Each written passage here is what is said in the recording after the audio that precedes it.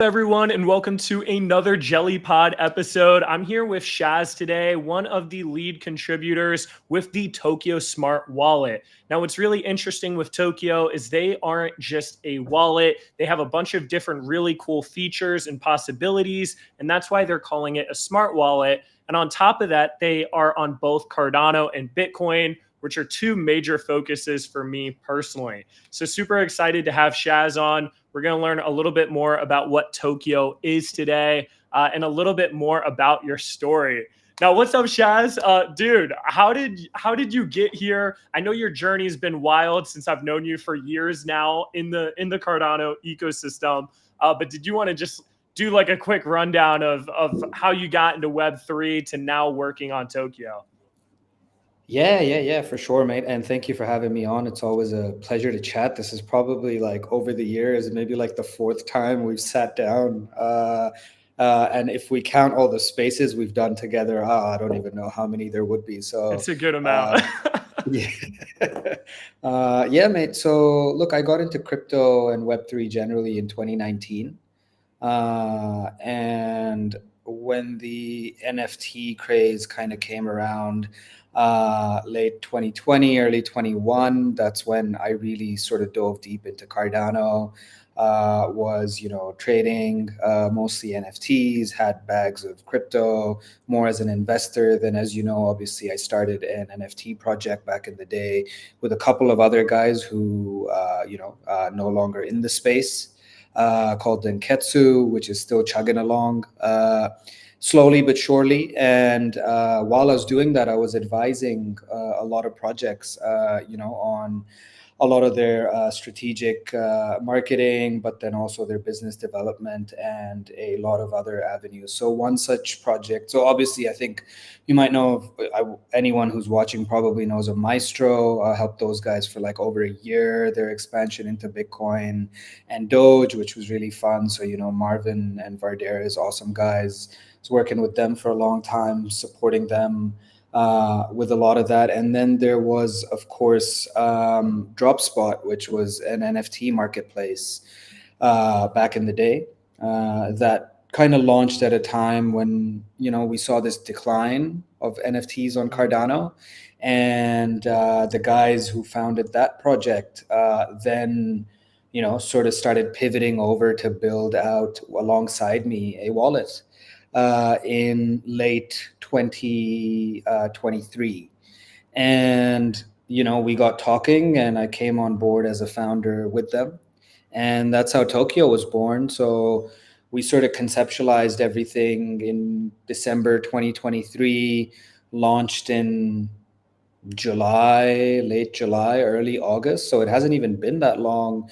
And, I feel have really pushed the wallet space on Cardano forward quite significantly. All the wallets are talking now. We did the first ever wallet roundtable, got all the wallets together to have conversations, all that jazz. So it's been pretty fun. Very, very excited to drop a lot of features and so on, but I'm sure we'll get into that. Yeah, dude, and I actually want to tap into that a little bit. You've had a lot of experience in Web3, brought up the wallets, you did some business development for different projects. How do you think all of those kind of learning lessons prepared you for Tokyo? Yeah, it's a great question, mate. I think one of the key things is, I'm very good at being, what is the saying? A master of none, but I'm losing the term. I'm losing the euphemism at the moment. But I can do a lot of things well, but I'm not the best at any certain thing. And I think from a bit of a extreme ADHD point of view, and someone who is doing juggling, multiple things. I have a 2-year-old. I do crypto. I do sports. I like to cook. I think it comes around very nicely, holistically, and I think that myself, along with Simon and Guido, Magic Flow and Guido, who are the two other founders, we have very good um, delineations in terms of what we do. So, Magic Flow obviously leads the techs. He's got all the techs working with him, and he's the one who is the magician behind everything that you see in the DApp. All the commercial partnerships, the tokenomics, a lot of the agreements. That's all Giro, who's like leads the commercials essentially, and then I do more of the marketing and comms. And while we all do that, we can always still jump in and take over certain aspects. Like if I need to go in and let's say, for example, 2 weeks ago, the east coast of Australia had a pretty bad cyclone. So Magic Flow lost all reception and electricity for like 3 days. So, we had to go in and have a chat with the techs about some of the pressing priorities, etc. So we can always come in and switch around in those roles. And I think being nimble and adaptive within this space is absolutely imperative. And as you know, Jason, with how Yeah. rapidly it evolves, right? I mean, I know that on your journey, you've pivoted and found things that work, that don't work, and so on. And that's the whole learning process, right? It's not like we're sitting here running like a corner store or a little Yes. grocery shop, right? Which you know how it works, you know what the premise of it is. It's going to be essentially the same. There isn't a lot of innovation per se. So that's why I think it's very, very helpful, and then obviously the networks you build along the way, having those ties, a lot of those relationships, they come in very, very handy.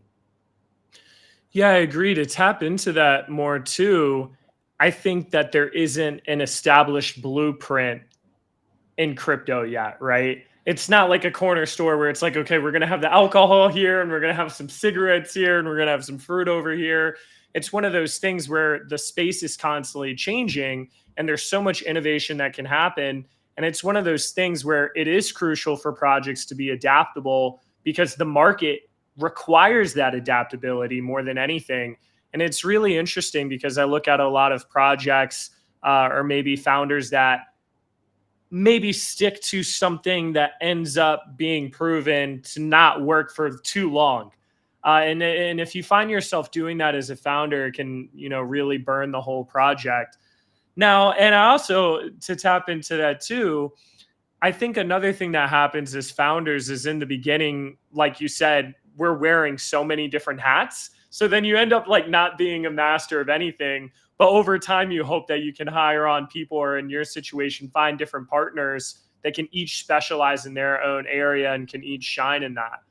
So the next question here is for those that don't know anything about Tokyo, there have been a lot of wallets on Cardano, right? So what exactly is Tokyo and what makes you guys different from everything else? Yeah, look, I mean, firstly, right, when we talk about a lot of wallets, like Ethereum has over 70. Um, Oh wow. Solana, if you look through, yes, Solana's had over 30 wallets. It's just that the three or four, your Phantom and your Soulflare are the ones that raised over 20, 30. Well, Phantom raised something like 350 million at a 1.2 billion valuation. So they're the ones that have come out on top. On Cardano, it's a little bit different, right? Either you're doing it yourself and you end up selling the wallet to like an Emergo or an IOG, or you are kind of reliant on catalyst funding, right? Look, I think it's definitely an exciting space because when you look at the end user in any capacity, almost, when they go into crypto, their first move is at a centralized exchange, almost always, right? You're going to go in and you're going to put on ramp some of your fiat into crypto using a centralized exchange because that's the only way you know how to do it. And the big centralized exchanges like Kraken and Binance and so on, they have all the media attention. However, once you decide to take that bigger leap into crypto, you almost always end up at a self-custodial wallet, right? Regardless of what chain you're on.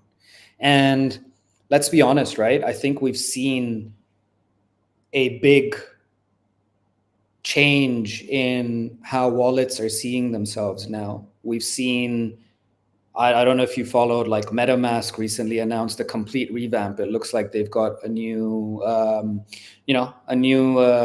leadership team or something of that nature who've come in and gone, well, it's time to switch things up. They're adding a debit card with MasterCard. We're I doing did see that. that. We've actually completed milestone 1 and 2 for our Catalyst proposal with MasterCard, submitted at the end of this week. So that's one thing, right? Phantom recently allowed you to view your crypto in multi-currency format. So Japanese yen, US dollar, Australian dollar. We've been doing that since July. You know, so Yeah. so there are a lot of these things because it's interesting, right? We come from multiple backgrounds in tech consulting, in my case in government, in finance, in the case of Guido, and in serial entrepreneurship. So to see wallets as a front facing entry point for almost everybody, if your experience isn't good, if you have to go in and understand how to do X, Y, and Z because it's complicated, you're not going to come back. And the end goal is not just about you being able to trade, right? Trading's important, but it's not the only thing. It's not just about you swapping tokens. It's about the on and off ramping. It's about being able to use your crypto to buy goods IRL. It's about being able to use your wallet in a way that provides you with capabilities that you would almost argue are like a super or power dApp or something that does more. And that's where the premise of Tokeo came around from, right? We saw that as a need in the market on Cardano, but also on multiple ecosystems, and we see that now, right? Like in January, Phantom raised another 124 million US in their Series B. Wow. So why are people investing in a Phantom in a Series B if there is no uptake and no return on investment in wallets? There absolutely is.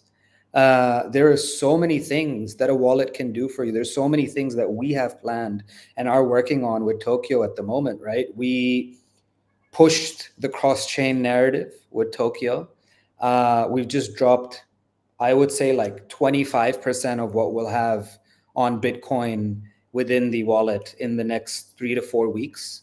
So there will be so many more features because at the end of the day, we are not a Cardano's home, right?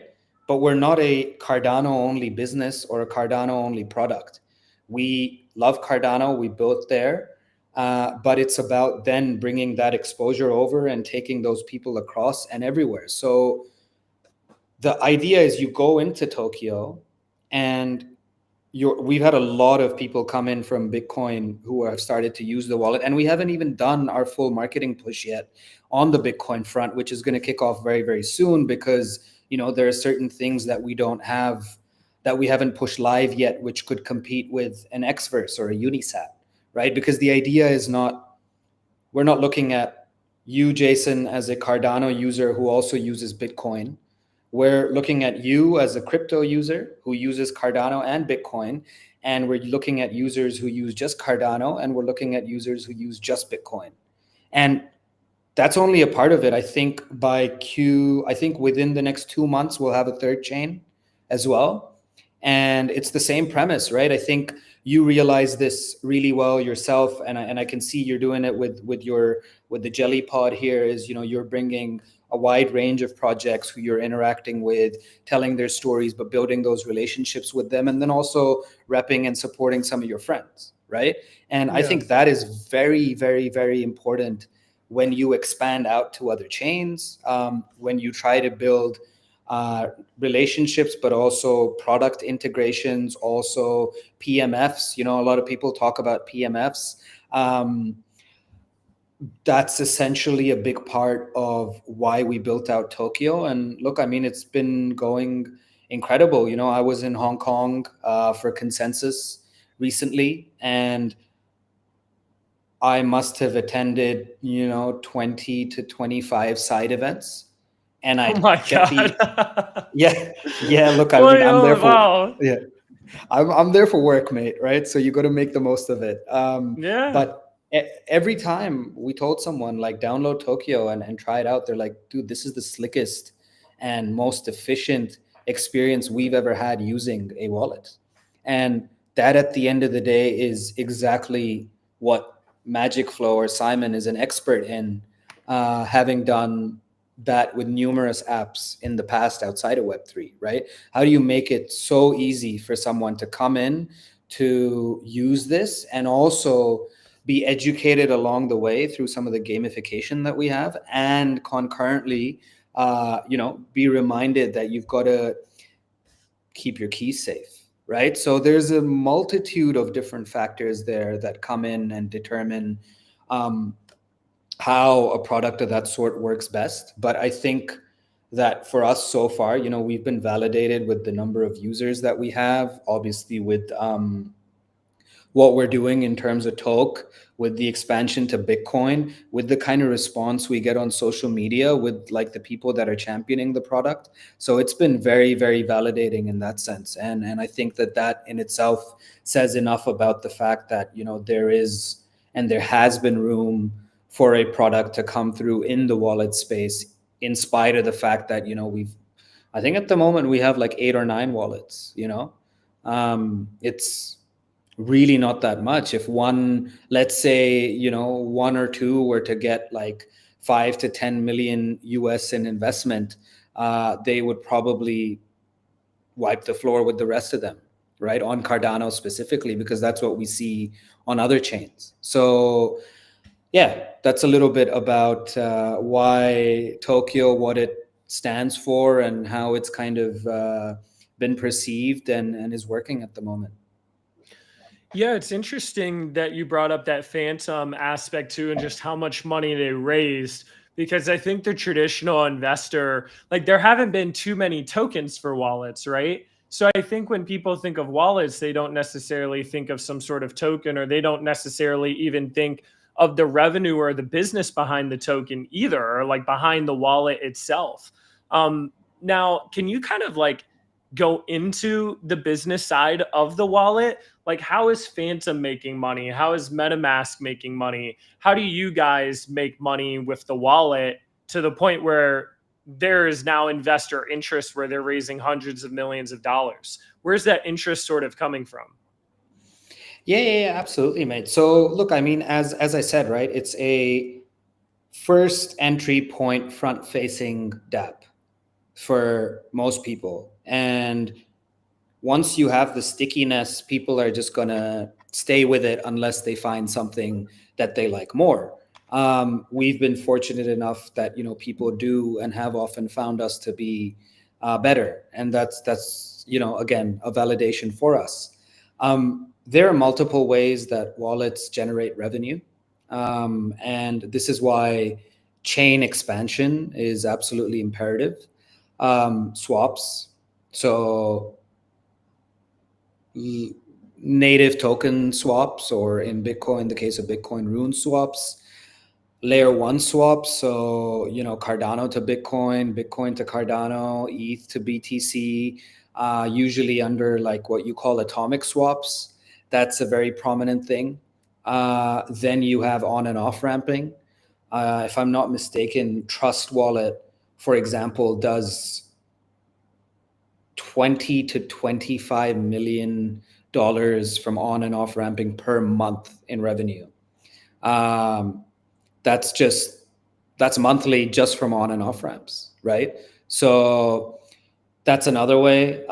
With something like a debit card, there is a fee attached to that, and then there are excuse me, other integrations such as advertising. And if you go into Phantom, like, I know you're on multiple chains, you go into Phantom, you go into the dApp browser section, or like the learn section, you see that they're promoting like an airdrop, or they're doing something with some community. Yeah. Often they've charged a lot of money for that. So Mm. There are multiple mechanisms, and it starts to add up, right? Like, you look at taking 20 or 25% a share on Cardano, you start generating a decent amount of revenue. You do the same on Bitcoin, you do the same on another 5 or 6 blockchains, and then suddenly you compound that out and you start expanding out on each of those chains, because if you think and if the consumer thinks that your product is good enough and it works for them and they like it, they're not going to move over. So that's a big part of it, right? I think it's a lot more difficult doing it just on Cardano alone, or even on just Bitcoin alone. Like Xverse raised about 7.5 million. Unisat raised 5 million US, all in 23, 24 from their VC raises. You look at Rabi Wallet, around 20 million US. Who else is there? Rainbow, 15, 20 million as well. They just provide Ethereum and ETH L2s, right? That's what they do. Soulflare, another 10 to 15 million. But you look at someone like Trust Wallet, they were acquired by Binance, then they dropped a token. Then they proceeded to burn 99% of that token. Math Wallet, OG Wallet, they released a token as well. We've got our friends over at Giro Dashboard. I think they had a token in the early days when tokens first, native tokens first started coming out on Cardano. So there is a bit of that as well. But then it's also important about how the token plays into the wider ecosystem. So that's kind of the overarching breakdown. Yeah, it makes sense. I mean, these are things that you never really think about from a user perspective when you're just using the wallet, right? One of the things I find interesting with wallets is how sticky they are. A lot of times, especially with the seed phrase, you kind of start a wallet, and even if it's not the best wallet, you keep using it for a while. Like, I know for me, I was using Nami for a long time, even though it wasn't a great wallet, and then they like force people to transition to Lace. I feel like getting people to sort of try out a new wallet and import their seed is one of the hardest parts. And then you've got to make it a great experience, like you said, so that they actually like it and tell their different friends about it. How have you guys sort of been onboarding people to actually give Tokeo wallet a shot? And would you agree, is that like one of the hardest things that you guys have to deal with, or? Yes and no. I generally think that by the time a person has been in a crypto ecosystem for a while, their willingness to try out new dApps is a bit higher than someone who's coming in that's brand new. So, let's say back in the day, people were open to trying out MinSwap after Sunday Swap launched on Cardano. Hmm. On Bitcoin, people are using DotSwap and they're using Runes DEX, but then Sats Terminal has just launched their aggregator, right? Or Magic Eden on BTC, but then there's Sats Terminal. So people are willing to move over, and you still have to go through the process of going in, connecting your wallet, um, getting used to the UI and the UX, etc. So yes and no. Sure, adding the seed is a bit of a challenge, but I mean, when you're in the trenches, mate, like, it doesn't seem like much of a challenge, right? You're willing to go down to the deep end to figure out how it all works. So not necessarily, but yes, I do agree to a certain extent. It does become difficult. However, that becomes a big part of the incentivizations that you provide, your marketing, your business development, your integrations. For example, we integrated, like, we had a call back in like July when we launched the wallet with Zerberus. And they said, hey, we have our API risk ratings. Why don't you integrate them into the wallet? We did it in a week. Now there's 4 wallets on Cardano, or 5, that have integrated Zerberus risk ratings since then, right? So people went, whoa, well, that's a pretty cool thing. That makes my life a bit easier. I'm going to go check it out. Yeah. If you can, very like in the very short term future, you're essentially going to be able to go into Tokyo, buy ADA, swap, or let's say, okay, let's say you're gonna buy some ADA, you're gonna convert it into, or then use that to buy some snack. Your snack price is gonna appreciate.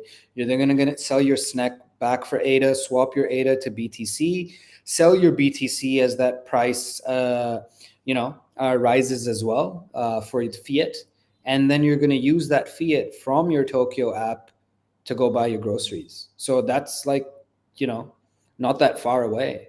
Um, and when you have that complete user experience from one end of the cycle to the other end, or, the whole workflow, personally, I mean, obviously I'm biased, but I wouldn't go anywhere else because I can do all of that from Within step the A, one. step Z. Yeah, it within one place. I don't have to go to my DApp browser and then, go into another place. I don't have to then send the address, send it to my sex address, and from the centralized exchange, then I, convert it and get it back, and blah blah blah. It's all happening through there. So that's a big part of what we're doing. But then also the other big part of what we have coming up very soon is in terms of incentivization. If you're a user plus a holder of Toke, you essentially get rewarded by using and staking the token, using the app in ADA. So you're incentivized to use the product. You're incentivized to become a member of the community. You're incentivized to participate in different functions within the app. You can go in and you can create a profile. You can make your first swap. You can make your first swap on Cardano. You can make your first swap on Bitcoin, etc. And you accumulate points. You hold Toke, you stake it, you earn more points. You can then redeem those for essentially ADA, because it becomes a wider mechanism through the app itself. So it's not like a straightforward or like a simplistic, quote unquote, as people say, like a hedge fund, where it's like, oh, we're going to invest your money and then you're going to get securities alongside that, right? No, you have to be a part of the app community, and through all of those mechanisms you're going to be able to do this. And over the next, I think, 2 or 3 weeks, we're really going to ramp up on announcements around that, and then launching that, and which is our Tokyo rewards program, and then also with all our full releases of everything on Bitcoin, which would truly make us a just as much of a Bitcoin wallet as a Cardano wallet. So it's not like a Cardano wallet that allows you to do Bitcoin. That's not the goal, as I said. It's a multi-chain wallet in its true sense. So your main vision with Tokyo and just wallets in general is to truly become the one-stop shop, from onboarding fiat to purchasing crypto to transacting that crypto between all these different chains, to even then selling that crypto back into fiat and even using like a card to pay for your groceries, right? So you're essentially trying to become that one-stop shop, and you believe wallets are sort of in the best position to do that in the future. Now, where are you guys at in that process? I remember seeing a Catalyst proposal about something with a credit card integration. I know we saw MetaMask. They announced their debit card. Like, when is this happening? Like, where are you guys at in that process?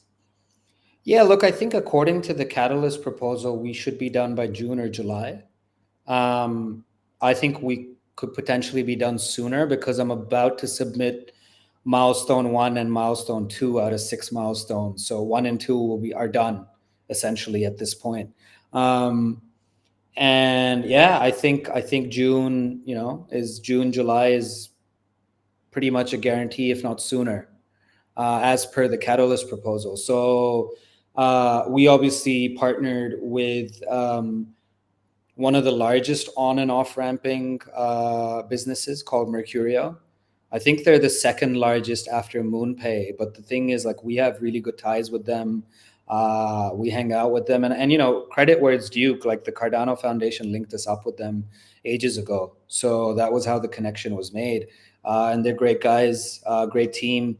So working with them, they have a full integration with Mastercard, and collectively, we thought, well, let's put a proposal through, and we didn't go for anything obnoxious, right? We didn't go for like a 1.2 million to onboard Mastercard, that sort of thing, because we didn't need that. And again, a big part of the two Catalyst proposals that we've done is, one is completely open source. It's to allow developers to build on Apple, on Cardano, and anyone can use that. And then once we're done with this whole Mastercard thing and it's up for Tokyo, someone else could have their own Mastercard using what we've done with Mercurio. So it helps the ecosystem, right? So we realized quickly that that's a big part of, if we go for Catalyst, we'd go for something that is beneficial to the wider ecosystem. So we're not too far off from there. I think I'd say about 40% of it is done. So not bad with the two milestones. We've got four left, but two of them are very minor. Like the final one is always like close it out and blah blah blah Yeah, and put a yeah. blog and all that. So that doesn't really count. Like that's all work that can be done very quickly. But it's being at the forefront of crypto payment solutions, but then also enabling users to trade and participate in crypto DeFi and other products on the blockchain all through the wallet. That's a key and integral part of what we're doing. I don't think we necessarily want to be the one-stop shop, in the sense that we like I love the team over at Begin. I think they have like eSIMs in their app. I don't think we need to do that. That's not really part of our remit, right? Like it doesn't align with where we're going. What you're trying to do, Um, yeah. yeah, there are certain things that are a nice novelty feature, and for some people they're amazing. Like I think it's great for them and the people that use that and need it. I don't think we need to really do that. Um, if we instead focus on payment solutions like Mastercard integration, so on and so forth, and if you are then able to just use that ADA anyway to buy whatever product you want to buy outside of crypto, even better. So that's a lot of what we're looking at. Look, I've talked to like 11 bridges in the last 2.5 months. Oh my God. Yeah, 11. And barring one or two, I don't think anyone is working on Cardano Bitcoin, right? I think that is a reality that should be stated here. There's Wait, obviously there's all these conversations about like Bitcoin on Cardano, but you're saying none of the bridges, like no one's oh, there's a building a couple. brick? There's a couple. Like, I mean, Hmm. Bitcoin OS is obviously, we know Yeah. of that one. And there's a couple of others who, are at early stages. So I don't really want to say their names, but out of the 11, I think two, including Bitcoin OS, or three maybe.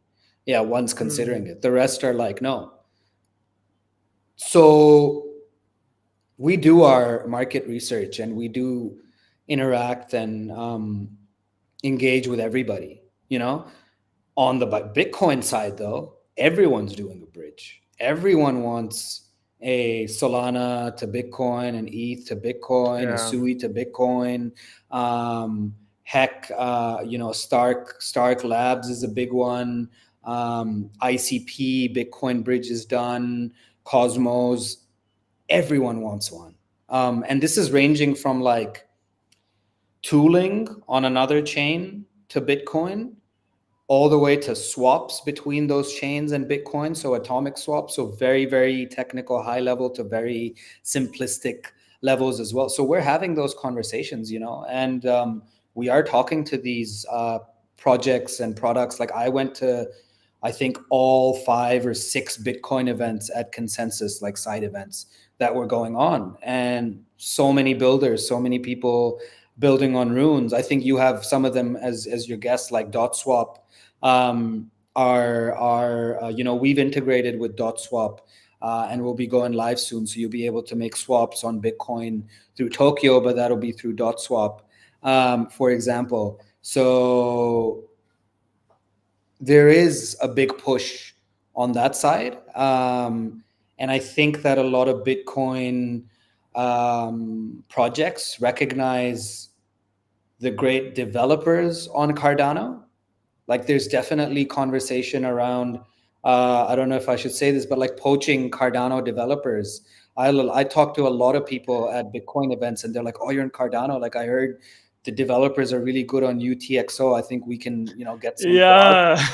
Yeah, yeah. So Dude, I was just talking to sorry to interrupt. I was just talking to Jern yesterday from Bitcoin. I don't know if you know him in his daily recaps and Inscripedia, but he was yep. telling me that it was so hard for him to find anyone that knew how to develop on Bitcoin. So it's like, yeah, Cardano is the same UTXL sort of Yeah, model. exactly. And he's like deep into the space, has his own what you would call like the book IO of Bitcoin to some extent, right? That's what he does. Yeah. And 100%, you look at how Maestro have done it, right? They've become they're one of the premier infra providers on Cardano. They've become one of the premier infra providers on Bitcoin now. Everyone knows them there. So that's because of the skills and kind of the experience that a lot of the developers have. Similarly, the guys over at Fluid are cooking a lot of good things as well on that front. But I think on the flip side, it's quite minimal. The interest isn't necessarily there as much. Makes sense. And I did want to quickly say hi to Raja, Gunny. Hope you're having a good morning, Gunny, and Kaiser. Hope you guys are all doing awesome today. It looks like we've had over 110 people tune in at some point here. So thank you to everyone that's tuned in today. Now, kind of the next question I have for you is, why did you pick Bitcoin as the first major chain expansion? Like, why did you decide to go that route? Because I know your roots were in Cardano. You've been in Cardano for years. What made you decide, like, okay, Bitcoin is the best opportunity to also add support in? Yeah, great question, mate. So here's an interesting story, and you're kind of a part of this. So this is pretty Yeah. funny. So I was I'd started looking into runes when they were about to launch, and I couldn't quite get all the info. And I was looking on social media, and then I saw you dropped a video on runes. So I watched that whole video, and that kind of drove me into that ecosystem back in the day, like early Oh, wow. last year. Okay. Yeah. So I did watch that video of yours, and then I really dove into runes. I bought like ordinals before that. Then I was, participating. Like I got like a rune stone. Was participating in some stuff there. Obviously, the launch was a bit of a mess, but then it picked up, kind of declined again. So I'd been active in that ecosystem. We have good relations with the guys over at Maestro. They've been powering Tokyo on both Cardano and Bitcoin. And we have been having these conversations around, the UTXO stuff before the whole thing at the Cardano summit and Bitcoin OS coming in, so on and so forth. So it made a lot of sense being on Cardano to kind of expand out to Bitcoin. Really, really made a lot of sense because of the similarities, because of the fact that the Cardano ecosystem is a lot more open and willing. Although now I think, people in Cardano pretty much everywhere. But Bitcoin is definitely one where, the maxi mentality, even if you're like a pretty diehard Cardano maxi, you're open to Bitcoin. To Bitcoin. And Exactly. Yeah, yeah, I've noticed yeah. that. And that's the same for almost anyone. I think if you're in crypto and you don't even have, like, if you must have at least $100 of Bitcoin. If you're building in the space, or you've been there for a couple of, at the bare minimum, right? Like I've always at a personal level, I've always put money into it, because it's Bitcoin, right? It's always um, gonna serve that purpose. So that was a big part of it for us. And then obviously the UTX Bros movement came around just as we were getting ready to launch our first release of Bitcoin. And yeah, it made a lot of sense to expand out there. Uh, and I think it's been very, very good. I think that, like I said, we are not even 5% into our marketing push on Bitcoin. We have KOLs lined up, we have projects lined up, we have integrations lined up, multiple things that we're going to start announcing one by one as we drop the new set of features, where people will go, well, I actually want to check this out and try it out as an alternative, because I'm hearing about it within the ecosystem quite a bit. When we released our first set of Bitcoin features, we had like about 150 or 200 users come over from the Runes community and start using the wallet. And some of them, have stuck and still use it. Obviously, we don't have some of those features live yet. If you are a beta tester, you do have access to some of those features, but that's a very limited, like 10 people.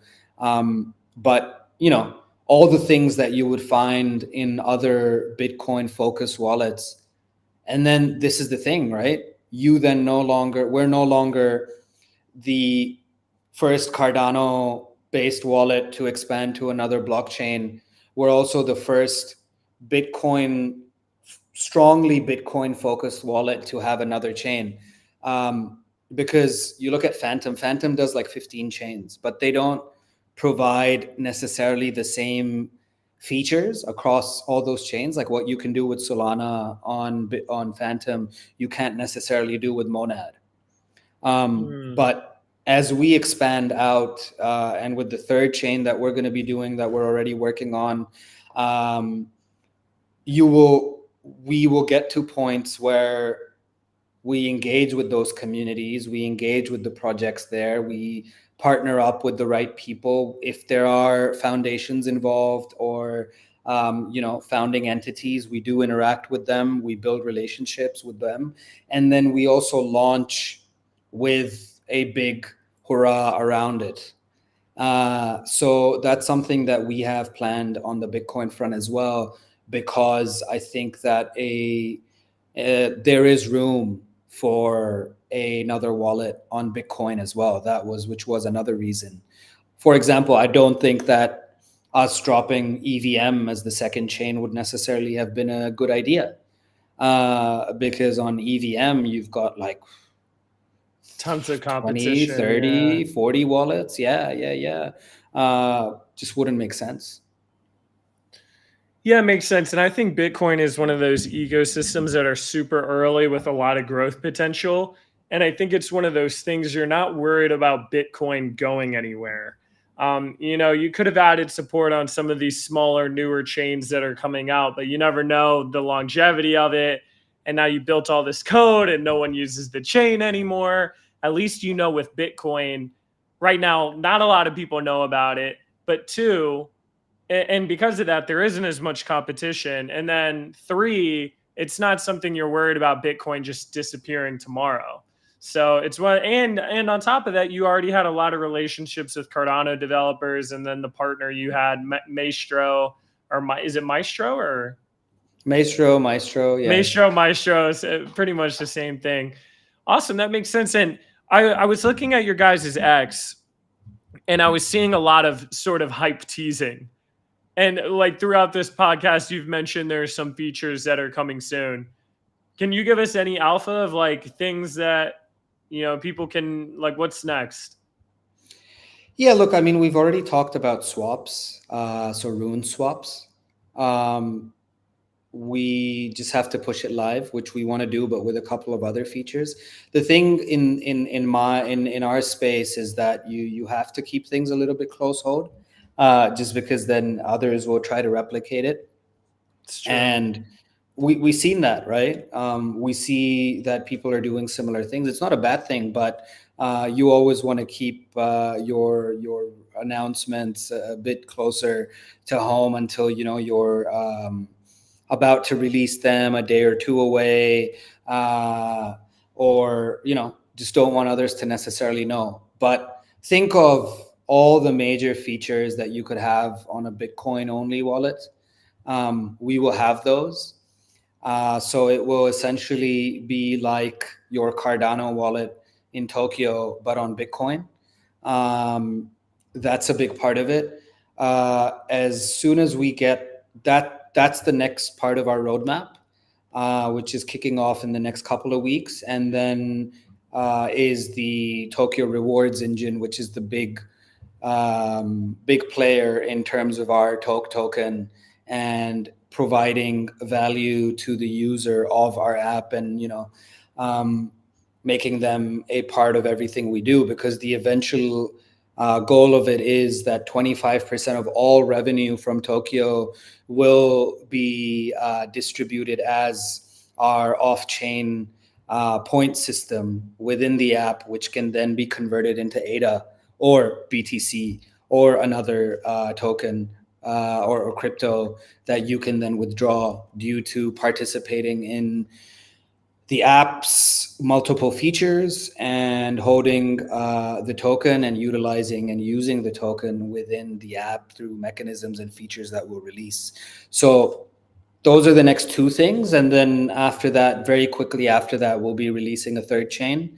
And I definitely, I don't know. I mean, I've talked a little bit about that chain replying to accounts from my personal account on X. Mm. So some people have seen it, but we're definitely not um, openly talking about it yet. If you've seen it, you know it. We're pretty comfortable with where we're at in terms of development. Like, I don't think anyone else is really doing that at the moment. And yeah, that's going to be really, really exciting. So the alpha is there in the In the Xverse replies. of the world. Yes, yes, exactly. Yeah. So yeah, I mean that's all I'll say in terms of alpha, to be honest. But everything's moving along pretty quickly now. We're going to start dropping a lot of stuff over the next few weeks. I think it's going to be a lot of fun, and I think that the push on the Bitcoin side is going to be very exciting. We're partnered up with some nice projects there and some nice people who will enable us to really onboard users on Bitcoin, and I'm pretty confident that once they come on over, they're really gonna like, as we've seen so far. The ones that we've seen come over on Bitcoin have been like, if you can have X, Y, and Z feature, we'll just use Tokyo because we love it.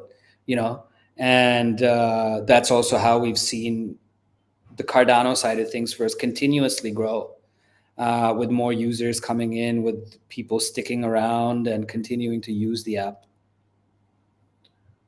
Dude, I'm excited. I'm excited. I've got to go through your replies and see what chain you're talking about because I'm curious now. But I'll we're just tell you nearing in the DMs, yeah. mate. Just Okay, keep it yeah. to Tell me. yourself, but I'll tell you in DMs. I'm curious which one you chose. But okay, we're heading to the end of the podcast here. Once again, thank you to everyone that was listening. I guess my final question is how does the Tokyo token work? I know you're expanding chains, and you had mentioned something about you get points, and you're hoping that 25% of the revenue goes to Tokyo. Like, can you break that down a little bit more? And I guess the shill of like for people that are listening. Yeah, absolutely, mate. I've alluded to it a little bit as we've spoken. I think that the first and foremost, right? We've invested 1/3 of our raise money. So close to 750,000 US into some key deep-in projects on Cardano. Igon being the biggest one, but then also World Mobile, Novola, and Titan. So we will do a monthly payout of the rewards from each of those products to our holders. But it's not just a simple, if you hold, you receive an airdrop. One, you have to stake because, that pushes you to do something, which is, it's a legal thing, which you need to do. Second is, if you use the app, you also get a little bit of rewards. So all of this comes back to a second off-chain currency, which are the experience points, reward points within Tokyo. And by doing certain tasks, by participating in the features that we offer, we've gamified it.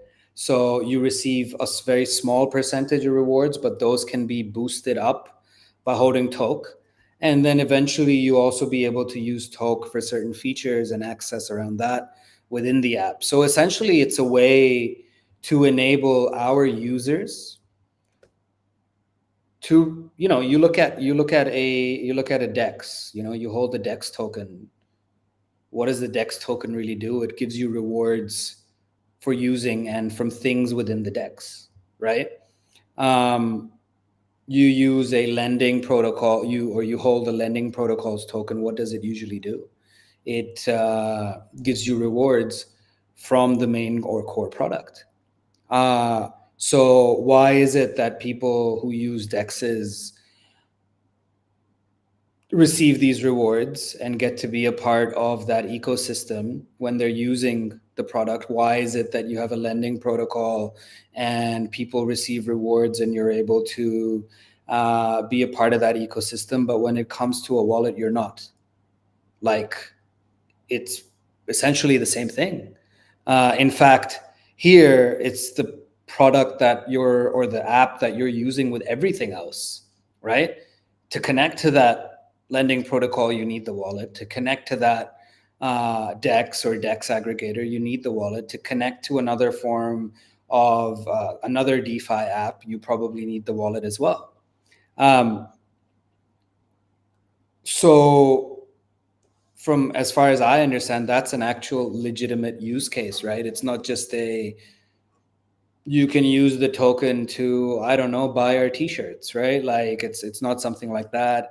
It's not something like necessarily the token will just enable you to receive rewards in ADA or rewards in other tokens that you can claim. It's a robust ecosystem mechanism, which includes the treasury strategy, which includes the split of the rewards or the revenue that is generated within the app, which become experience points or rewards points. And then you can use those to claim ADA starting off and then eventually BTC. 5% of the token still hasn't been released because it's going to release on Bitcoin in the future. And we sold, 50% of our total raise. So from 40 million token, we sold about 21 million. 19 point something million. So we still have about 20 something left. In the future, when the capabilities are there, we want to be able to take that token across to other chains.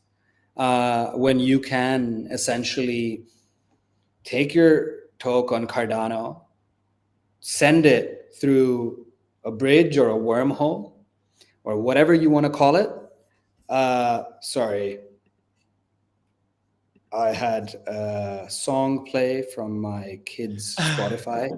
I don't know if that, I don't think you I heard that, didn't but hear yeah. it. Okay. Yeah, I think I just touched my headphone and like a, children's Baby song Shark just just played. So started playing. No. yeah, yeah, something like that. But essentially that's what it is, mate. So being able to then swap that token while keeping the supply across the multiple chains with the bridging capabilities, which you see on chains, EVM chains, for example, right? So that's a big part of what we're doing, but there's no rush and urgency to do that. It's a much longer term kind of play, and overarchingly, the more users you can bring in, the more holders that you have, that benefits the existing holders, it benefits the wider ecosystem, it benefits the users of the app, it benefits the product, the business. So that's kind of the long-term goal. But in the near term, the rewards program is going to go live very, very soon. And I think it's going to be very exciting because that was one of the core deliverables in terms of Toke that we had. And, we're getting very close to releasing it soon. Hell yeah, man. Well, congrats on everything so far. Um, Check out Tokyo Wallet if you guys haven't messed with it already. I did give it a quick test run because I actually knew some of the people. I knew a lot of the people from your team actually. So I really like the performance of it. I've got to mess around with it more now that you guys are especially adding more features into Bitcoin. Because it's one of those things like right now, yeah, I've got wallets on ADA and I've got wallets on Bitcoin. It's like, you can just use one. So Yeah, and hey, here's a cool thing, right? You actually have the same seed phrase for both your Cardano and your Bitcoin wallet on Tokyo. So that's a cool thing. And then we're doing some stuff with ADA handle where you can use your handle for your Bitcoin as well as Cardano. So there are some fun, exciting things that you can do there that you can't do with other chains. So we've definitely got some of that stuff in there as well. sweet. Well, thank you for coming on once again, Shaz. Appreciate learning a little bit more about your story in Tokyo. Thank you all for joining in too. We actually have another podcast tonight. We doubled up today in about 2 hours with a project called Matira. They're all about Cardano indexes that are automated. Really cool stuff what they're doing. So we'll have Daniel on from there. But yeah, Shaz, appreciate you coming on, man, and best of luck with everything. Yeah, thanks a lot, mate. Always a pleasure. We actually have an announcement coming out with Matera soon, so keep an eye out. So that'll be something exciting too. But yeah, thank you, mate. Always a pleasure. And yeah, good luck with. I know you're cooking with these podcasts, mate. So hopefully, you keep that energy and momentum going because I know it can get tiring. Yes, yes, for sure. But